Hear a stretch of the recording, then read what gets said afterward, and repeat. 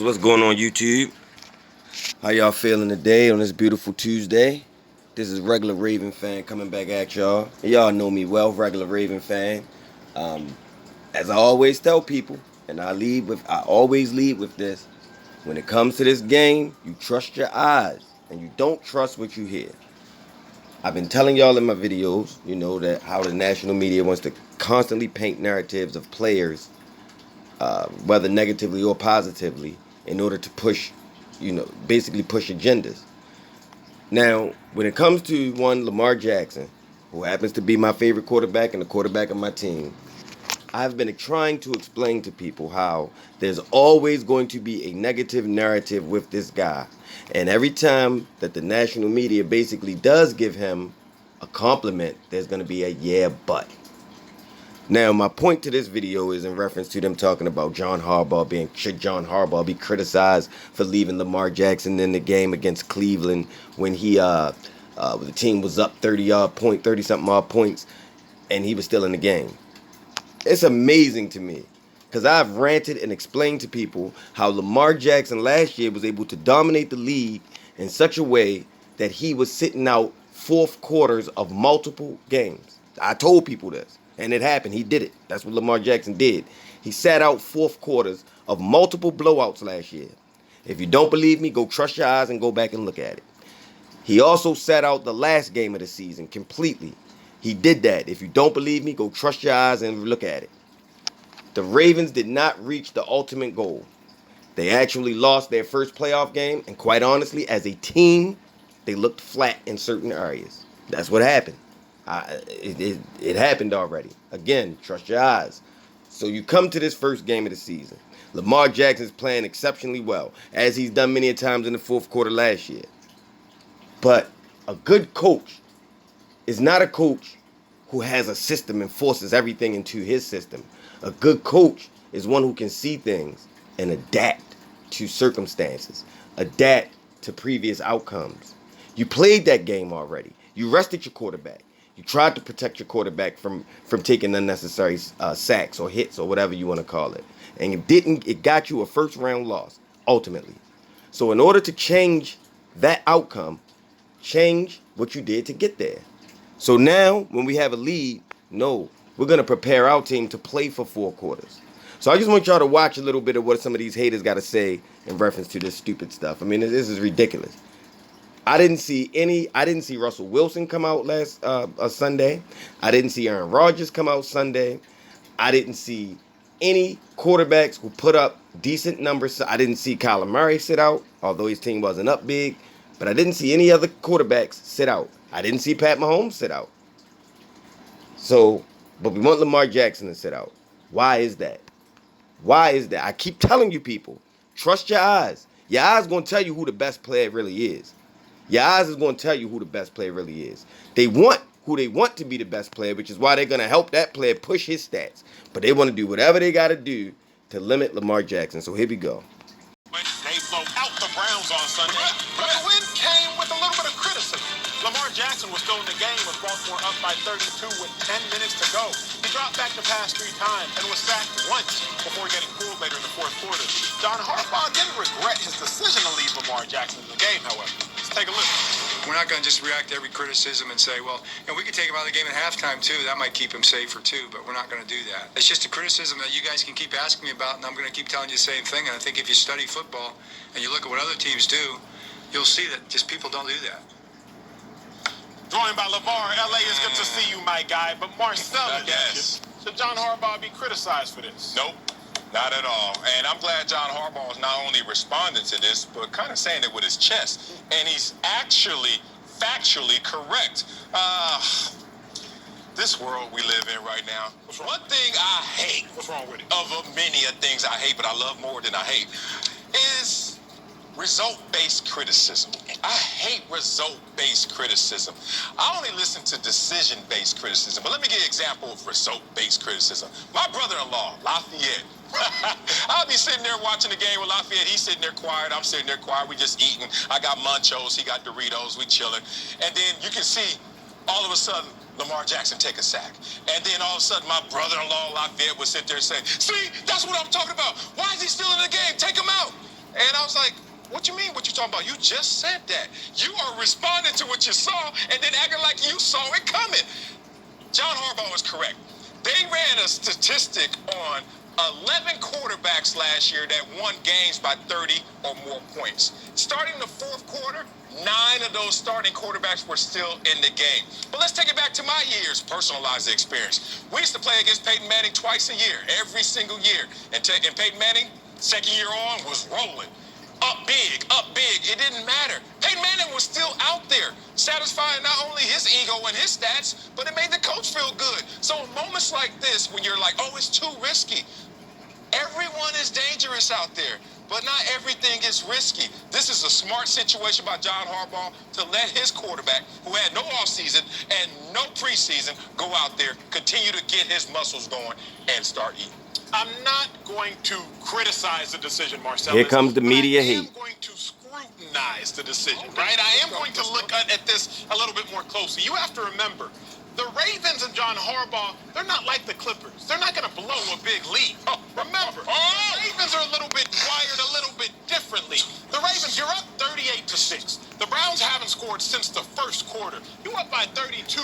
Why is Lamar still in the game? Y'all weren't going to blow that lead. Now, you said something that I think is a reason he was still in the game, which I have a problem with. You said padding those stats. The problem is, Lamar, you already have your MVPs. Now, I'm not going to say go get another one. MVP, not P's. I'm not going to go say don't try to get another one. But at what cost? Marcellus, I don't know about, I grew up in a Nigerian household. You got to check me on black households. But you know, in Nigerian households, you got fine china.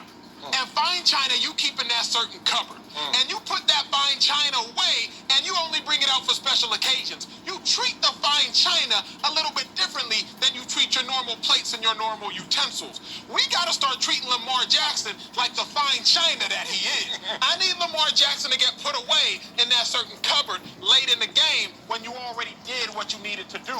We don't need Lamar Jackson to prove nothing else. The dude had already balled. Dude was 20 for 25. He gave you his 3 touchdowns, no picks. Game, he did his job. If Lamar Jackson can do his job in 3 quarters, he doesn't need to play that 4th quarter. I'm not scrutinizing John Harbaugh. I'm not criticizing John Harbaugh's decision. That's not what I'm going to do.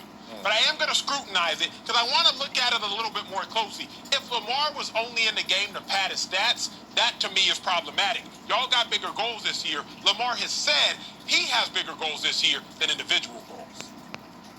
I gotta stop it right there because this is utterly ridiculous, man. You know, people, please trust your eyes. Please, let's listen to what these people are really talking about. I hope that everyone can see what I'm talking about when I say there's a national media agenda to always paint this kid in a negative light. Even, and you watch anytime they talk about Lamar Jackson, even when there is praise placed upon him, there will be a counter of something negative to leave you with. They never leave you with the greatness of him. They always leave you with the negative of him. But anyway, that's another story. Let's talk about you. Let's talk about this game. Actually, Lamar Jackson came out of the game, to be honest. I mean, this is why it's so ridiculous. The Ravens actually did pull Lamar Jackson. The last drive of the game, RG3 was our quarterback. The problem is that what people miss is it was a drive in between there that the Browns actually possessed the ball and actually had good. Go look at the time of possession of the entire football game. It was almost dead even. The Browns actually had the ball for a good chunk of minutes before the last drive of the game that the Ravens had. So really, Lamar Jackson, they actually sat out about half of the 4th quarter, to be honest. So this is all mute anyway. But why are we picking out a negative on Lamar Jackson? I didn't see I didn't see Patrick Mahomes come out Thursday night. I didn't see it. I saw him play the whole game. I watched Aaron Rodgers highlights because I didn't watch his game. I don't think he came out. Jordan Love wasn't even active. So I don't think that Aaron Rodgers came out. I don't believe Russell Wilson came out the game. These was blowout wins. I understand that Atlanta came back and cut the final score to make it look like it was more than what it was, but that game was a blowout. So let's just speak the real. Why are we talking about Lamar Jackson coming out of the game? This dude is in his 3rd year, man. This dude is starting his 3rd NFL season. And on top of starting his 3rd NFL season, he's only had 1 complete full season. His first season, he only played half the year. And we're talking about I gotta rest him and sit him. He doesn't need. But all offseason, you tell us he gotta develop. So if he's gotta develop, and they hadn't had any preseason, they hadn't had any type of scrimmage games against another opponent, how in the world is he gonna develop if he doesn't play? That's number one. Number two is this is football, man. You gotta play the game. If you love it, you playing it because you love it. If you want to win that bad as Lamar Jackson appears to, you gotta play. That's number two.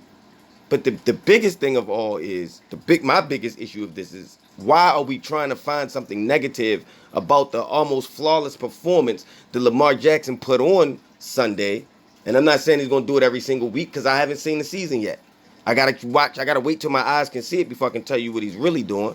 But I did tell people that this kid could throw the ball. I've been telling you that forever. He's always been able to throw the ball. It's just that when you're a twitchy player, you need other twitchy players around you. The original roster he came into didn't have all of that. I think now with better and more twitchy players around him to give him more options, as I hope people saw him spread the ball around, that'll only just, he's gonna see more and more different coverages. He's gonna have a better feel for passing the ball and throughout a football game. Because you may have a game when you have to do that. You gotta get your muscles ready for that occasion. You gotta train them. It's only one way to get good muscle memory. If anybody knows anything, you gotta actually use them. So he's gotta put himself in a position to develop. This is what he's supposed to do. And we're fussing and complaining because they didn't pull him at the beginning of a fourth quarter. He did that already. You just said yourself, Acho, he don't have to show you nothing else. So if he don't have to show you nothing else, why is it that he has to show you that he can sit out when he's already showed you that last year? He showed you that about 4 times last year, not including the whole game he sat out. So maybe now he just wants to play. This is crazy. Like, they got to find a negative in this kid's game, man. This is really crazy. I don't understand it. We find positives in Patrick Mahomes' game completely. I watched the game Thursday night. There was one pass that Pat Mahomes threw out in the flat down on the goal line. He threw the ball behind Sammy Watkins. I don't know which one of them ran the wrong route. On TV, what my eyes saw was him throw the ball behind a wide open Sammy Watkins who would have walked in the end zone. Nobody talks about it. But Lamar Jackson does anything negative. You couldn't find nothing negative with his performance, so you had to find something negative with the fact that he was even performing. This is crazy, man. People, trust your eyes. Enjoy this game. If you like football and you really watch this game and you just stop listening to these idiots, right? And you just watch the game, it's a beautiful thing, man. You watching people compete against each other, and it's just beautiful for real. Watching what some of these athletes can do. Man, this regular Ravens fan, man, I'm signing out. I ain't got nothing else to say. More Lamar Jackson hate, and I'm just going to keep proving it to y'all that that's all they do is hate. Because I've already proven to y'all, and he's backed me up. I didn't back him up. Lamar Jackson backed me up on Sunday from what I've been trying to explain to people forever. So thanks, L. Jack. This Baltimore Ravens fan, we out here. Ravens Nation, Ravens for life.